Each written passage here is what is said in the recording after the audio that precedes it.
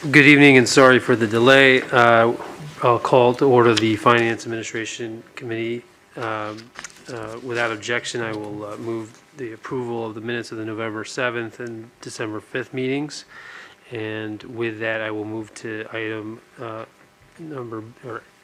B and business items. Mr. Redlet, Mr.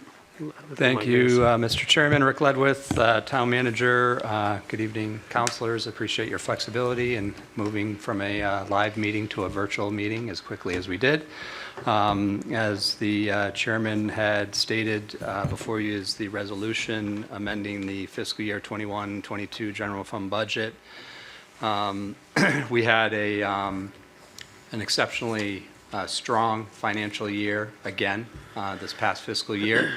Our general fund revenues exceeded expenditures by $4.1 million, $4,190,121, $4,190,121,000. And the reason for this surplus comes down to a few main categories. Our tax collection rate came in at 99.3% versus our budgeted rate of 99.1%. That resulted in a $1.9 million surplus. Our building permits, as we know, there's a lot of activity occurring throughout town, and our building permits came in $755,000 over budget. We received an additional unbudgeted payment from FEMA for $700,000, which came in very useful. And then our conveyance taxes came in about $600,000 above what we had budgeted for last fiscal year. And based on that surplus, we are recommending that we make several appropriations to different funds. One would be appropriating $1.6 million to our capital non-recurring expenditure fund. And that would be used for future appropriations such as the purchase of police cars or fire vehicles, things like that.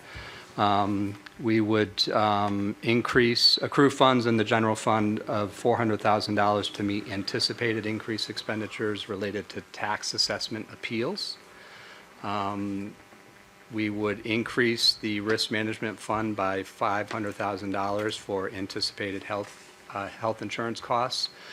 Inflation, as we know, is having an impact across essentially every discipline. Healthcare has not been left untouched by this. We are starting to see increases in healthcare costs as we do participate in the state partnership plan, and that inflationary number is starting to hit the state partnership plan as well. So this would help offset any future increases related to that. And then we put an additional $400,000 into our utility services fund to reserve for possible future rate increases. If those rate increases were not to happen, then we could appropriate that money back within the departments. And then the remaining balance is $1,200,000, which we would apply to our unreserved fund balance, which would increase the ratio from 9.1% to 9.2%. As the council knows, we are soon to be going before the rating agencies. In fact, we have presentations next week to both Moody's and Standard & Poor's. And this would continue to demonstrate to the rating agencies our exceptional fiscal prudence in these areas, and certainly would help to continue to work to maintain our AAA rated bond rating that we have with both Moody's and Standard & Poor's. To that end, I'll turn things over to Peter Privatera, our Director of Finance. Moody's has let us know that there has been a change in their rating metric that they use for municipalities. And we do think making this move from in our unreserved fund balance from 9.1 to 9.2 will go over well with Moody's, and I'll have Peter briefly describe what's happening with some of those changes that they are coming out with. Thank you, Pete Privatera, Finance Director.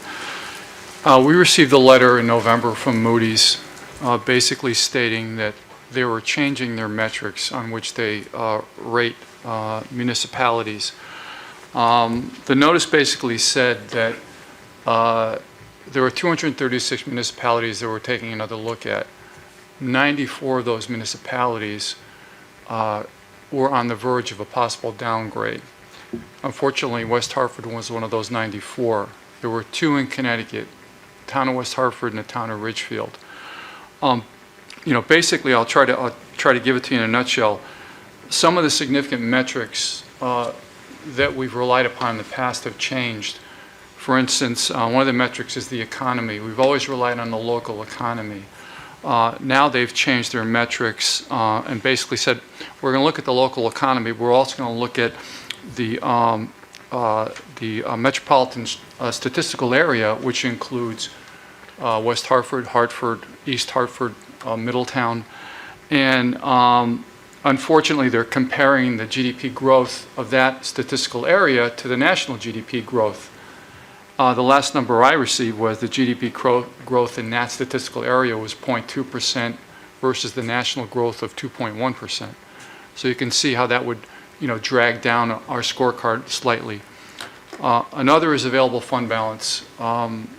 We've always talked to Moody's about fund balance because our peer AAA rated communities in Connecticut have an average fund balance of about 14%, and we're at 9.1.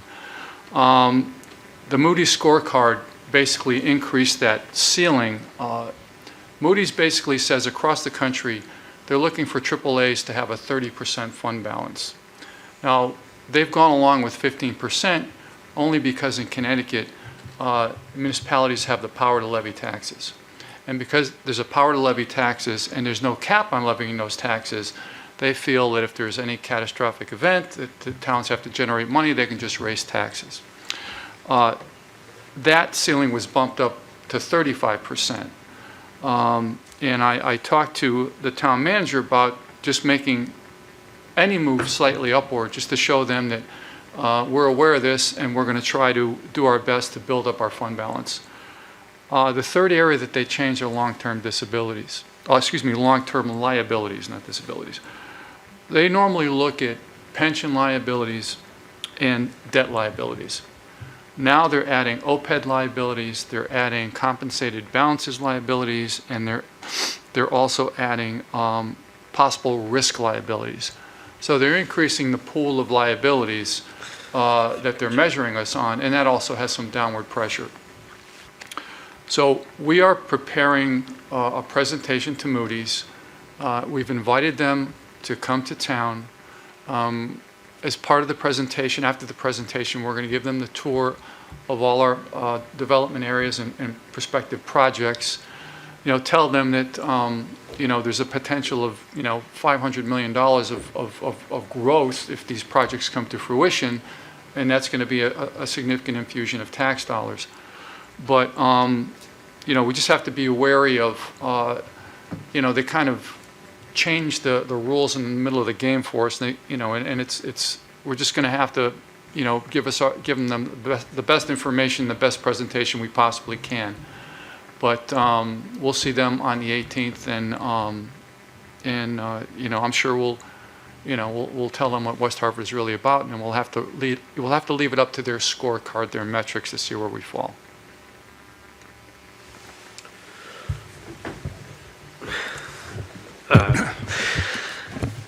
Sorry, I just laugh every time I hear about rating agencies changing their rules. It just seems to be that that's their motto when things get too good and they're not making enough money on things. But nonetheless, so who's participating on behalf of the town with that meeting? Because it seems pretty significant.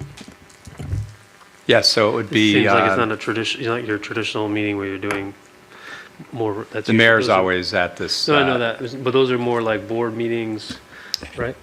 Yeah, actually, we invited them for a site visit. Yeah. We are going to take a pretty, we're going to walk them through the financials, which are very, very stable, and then take them on hopefully a very impressive tour of all that's going on. Yeah, they're bringing 2 individuals, I believe. It'll be Peter, myself, Joe Dakers, Kristen Gorski, Dwayne Martin, and Peter's team, and then Bill Lindsay would join us as well. And we have a presentation that we typically do. We feel the story this year is pretty significant in terms of what's been happening in West Hartford from a momentum perspective. There is, as we all know, there's a tremendous amount of growth and opportunity, economic opportunity occurring within town with upwards of $300, $400, $500 million in potential development. And our plan would be to bring Moody's around town to visit where those diverse opportunities are occurring, from New Britain Avenue to Yukon and everywhere in between. Nice. Well, thank you for that update. It's an unfortunate thing. So we said the other community was Ridgefield was being reconsidered? Yes. And what is their scenario look like? Unfortunately, our financial advisor doesn't represent Ridgefield, so I didn't even dive into their metrics, but I'm not sure what the situation is with them. But I'm surprised because we always have a solid presentation, and now they're changing certain metrics. They're looking at they're looking at the metropolitan statistical area as a 10% of the scorecard, and that wasn't there before. They always looked at West Hartford's local economy. They're still going to look at that, but they're going to score it a little less. They usually scored our financial management higher because we always had strong financial management. Now they're scoring that a little less, and they're putting more on the long-term liabilities. So they're kind of shuffle the deck around a little. And again, we were surprised because we've always had strong performance in the original categories. Open it up to the members here. Any questions?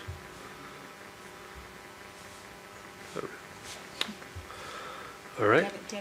Oh, yeah, I did. Go ahead. Thanks. Sorry, newbie question, and not about the Moody's issue, but about the other transfers that you're recommending. Does it make sense for us to consider sending any of this money back to taxpayers, or would the costs of doing that kind of outweigh the benefit given how many households we have? Sure. In essence, we do give it back to the taxpayers, because when we put money into the CNRE fund balance, that means that when we need vehicles, we don't have to appropriate general fund money. So we don't have to tax for it.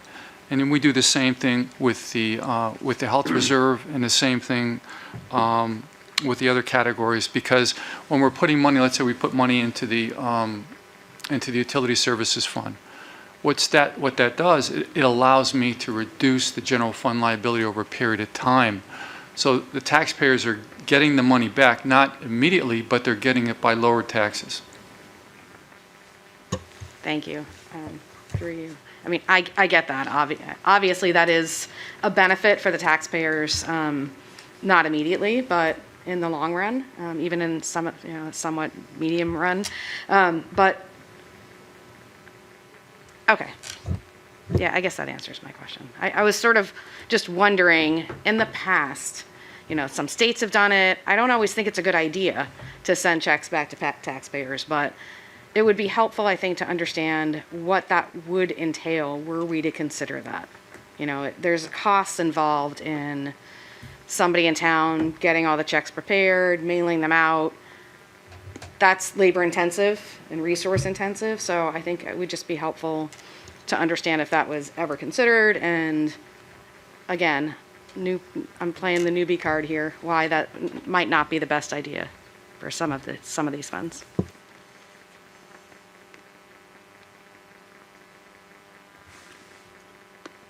Well, I will just add with that discussion on the rating agency, if we were to do, I think if we were to send money back as opposed to either putting them in funds to offset future costs, I think that would be a red flag. It's very unusual for municipalities to, because we set the mill rates it's a very rigid way to do that. It's not, it's not progressive, it's a very,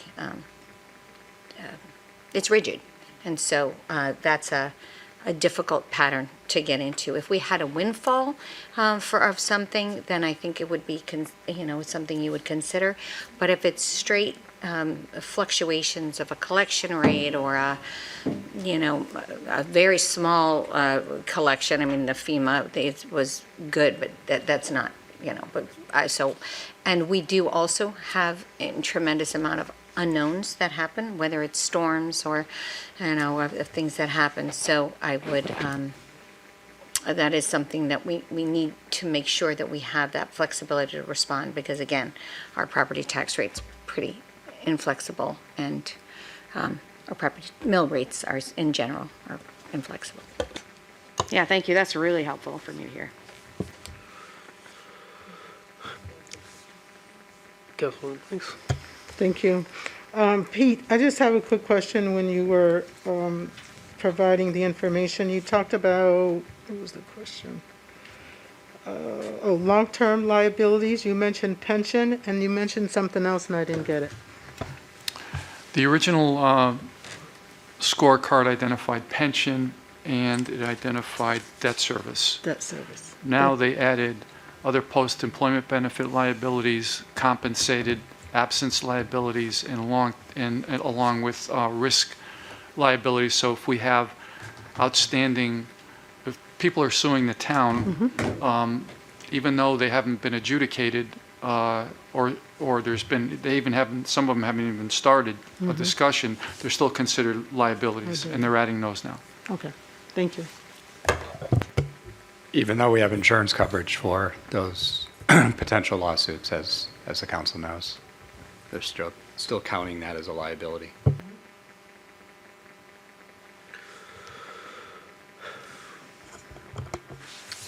Well, thank you for that slightly frustrating news, but it seems like every year there's some sort of thing that they throw in there to change how they want to evaluate towns that are really, I mean, financially, I think we are pretty much in the top tier in the state, and yet we are, with this new metrics, it is throwing a wrench in the system, and I appreciate you guys explaining how that is going to impact us and why we need to make these changes with the surplus that we have, and wishing you guys the best on the presentation. And if there's anything that can be done, please let us know. And we'd love to hear how it goes. With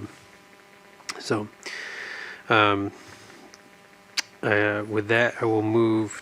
We don't have any communications to further staff reports on the final services update. But Yes, Peter will give a really brief update, because I know we have to go into executive session on some tax appeals on our where we are through November, which is good news as always. Sure, thank you. We're still projecting a $1.4 million surplus. We're down a little from last month. There's been an uptick in overtime in police and also in fire. Even though this is as of November 30th, I know that there's been a lot of police response lately, especially with vehicular traffic incidents and whatever. So it may stay at that high level for next month as well. However, we're able to collect $280,000 more of revenues. We're doing well in that category. So we just need to have a discussion with the police and fire chief about what their projections are for the rest of the year. These are very conservative numbers. So if we're projecting, $800,000 over police department, we're projecting them at current levels. So my expectation is by the end of the year, these amounts are going to be managed and come down a little bit. But all in all, we're still in great shape. Thank you.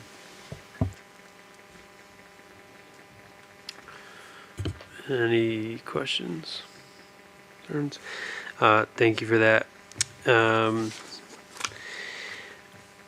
right, well, we'll move to item 6, and without objection, I move that we enter into executive session, discuss the settlement of 2 pending tax appeals filed at Macaulay Center Incorporated regarding 243 Steel Road. Are there any objections? Seeing none, the motion passes. I invite the town manager, tax assessor, deputy corporation counsel, attorney Michael Collins from the law firm Haller and Sage to join us in executive session.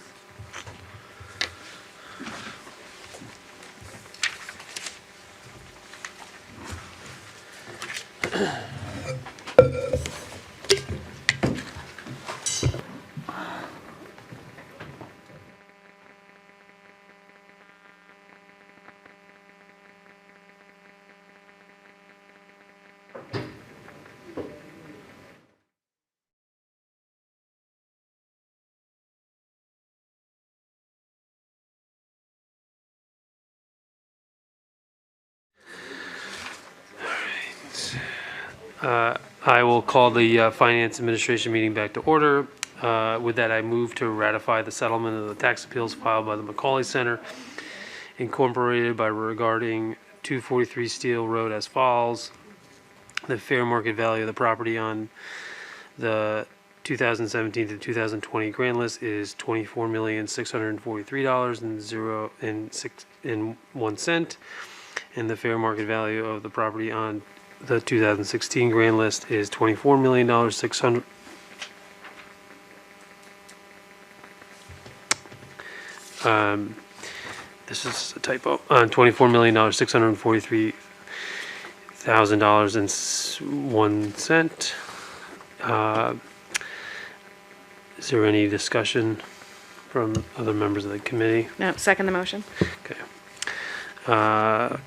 With that, move adoption, and we are moving to ratify the amendment. We are missing Ms. Fay from today, but we have 2 votes to vote for us. And without objection, I move that we adjourn the meeting. Are there any objections? All right. No, Mr. Chair. All right.